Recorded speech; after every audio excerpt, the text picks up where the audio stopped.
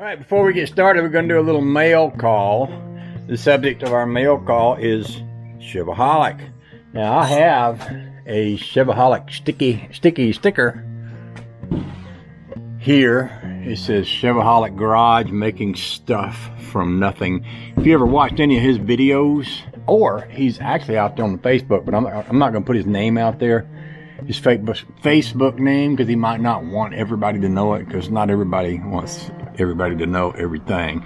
But he absolutely does make stuff from nothing, and he makes wicked cool vintage stuff and takes it out and races it and stuff. But I asked him for a Chevahaulic sticker because that one's already stuck to my welding cabinet, and he sent me two. Hi Richard, hope all is well on your side of the world. All is good with me.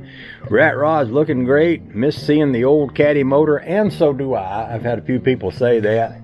I think I've already expressed the reasons why I didn't stick with it, and my wallet not being fat enough was the biggest reason. Anyway, he says, I love seeing the Chevy in there, and so do I.